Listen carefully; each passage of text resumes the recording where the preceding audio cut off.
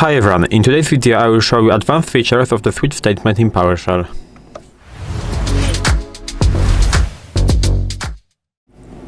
So, in this video you will learn some advanced features of the switch statement in PowerShell, including regex with the matches variable, and processing files line by one with the minus file option. And now we can move to the video. So first of all, I will show you how to use regex. Regex, of course, means regular expressions with the matches variable. So we will create a simple function. So function, and inside of this function we will store the switch statement. So test, and for example switch and regex, like this.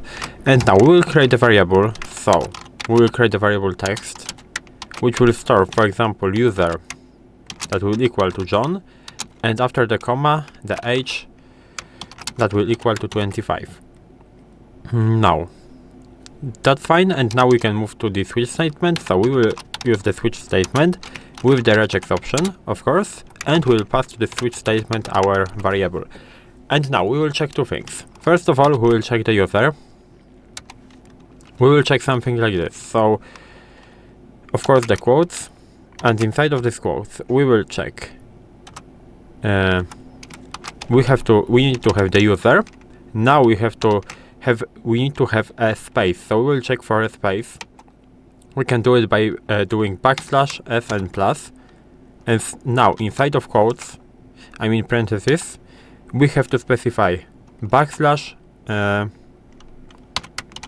w and plus. That means that we are looking for at least one character, I mean letter. And now if that is okay, then we will print user name, but of course in quotes, user name with the $sign and matches, and from the first index, like this. And what we are doing, we are basically creating a variable of the index from the matches variable of the index 1. So this is how it looks like, and we will check now the age. So in the age case, it will look the same, so we have to check for the space, because I did the space, so s and plus. But now instead of w, we have to check for the numbers, so we have to use this digit option, so we need to have at least one or more digits in that case. And we'll do the same thing. We will print age, and like this, and the index 1. And that's fine. We can close that, and we can close that again. And now it should work fine, but I see that I made an error, so we have to check that. Yes, I don't have a brace right there. And I need one more here in order to close the function, and now it should be okay. And now we can check it. So test and switch and regex. As you can see, we are printing username John and age of 25. Why are we using the index 1 but not 0? Because the index 0 is a full match. So if I will do index 0, for example, for the age and for the name, like this, of course it will work, but we are printing the full match, so we are printing also the age, so we have double age. So this is why we have to use the, I would say, capture group, so only this part of the output. And this is how it works. Now I will show you how to do multiple matches in one input. So let's do one more function with the regular expression, and then we will move to the files, I think, or I will show you two examples with the matches, and then we will do the file. So function, now test, for example, multi-match. We will open that, and now we will, for example, create a text that will equal to error, and for example, not found. And now what we are doing, we can do something like this. So again, we have to create a switch with the regex option of with our variable text, and now we'll check for the for a digit. So if we will have at least one digit, we will print that word. So in this order, we will print, of course, the 404. So digit and plus, and number found, and we again have to do something like we did in the previous example. So matches, and maybe 0 right now. And now we will do something like this, but of course we have to close that like this. And now if we have the error, then we will print, for example, error detected. So what we are doing, first of all, we have to close that. So once, now switch, and now the function, and we can call that. So test multi match. As you can see, we are printing number found and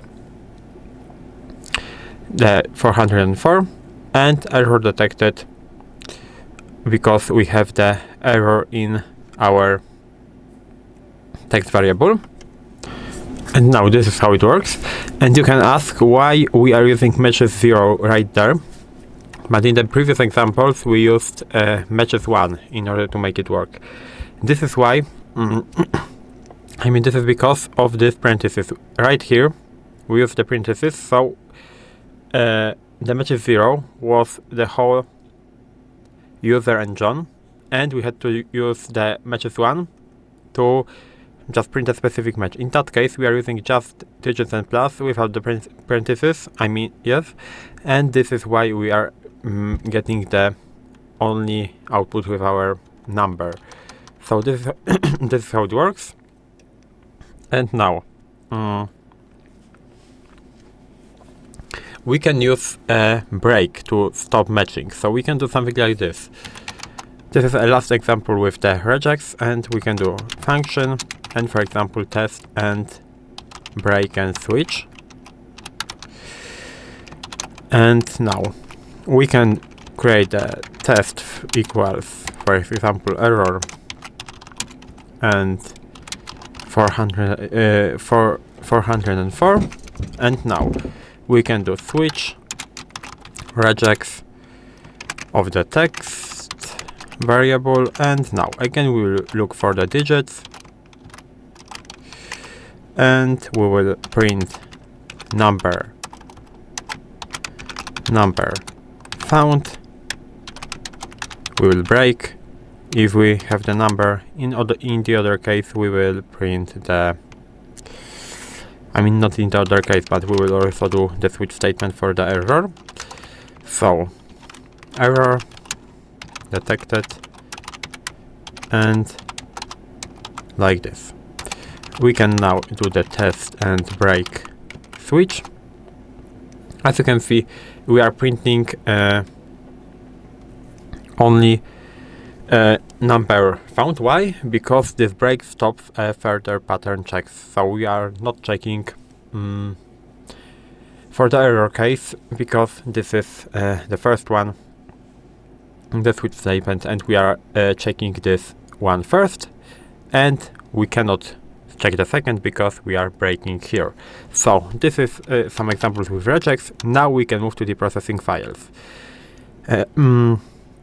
First of all, we will again create a function with the, for example, test and switch and file, but maybe, no, I will show you that later, but I prepared the file that we will use in this example.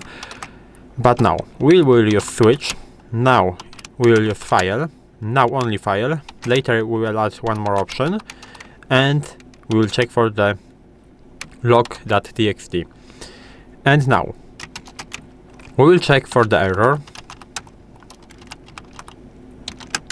and if we will have the error, we will print error line, and we will print the line of the error, because this code will allow us to check the file line by line, but of course we have to close that. Now we will check for the warning, and we will check if we have the warning line, and like this we can close that, we can close the switch statement, and we can close the function. Now as you can see, I have the file log.txt right there. I can show you what's inside. Log.txt. As you can see, we have log.txt. We have this is line 1, this is line 2, this is an error, this is line 3, this is a warning, and we have just a single error. And I will maybe add this is line 6, and for example warning, like this. And what we are doing by executing this function right now, test and switch file, as you can see, we are printing only error and only warning. Why? Because with only file option, we are printing just the lines when we have the matching word. So in that case we have only warning, and in that case we have only error, so this is why we are printing that. In this case and in this case we have some other words. This is N and this is E, so this is why we are not printing these values. But how can we check for if the whole line contains our matching word? We can do it by using the regex option, so we can clear that.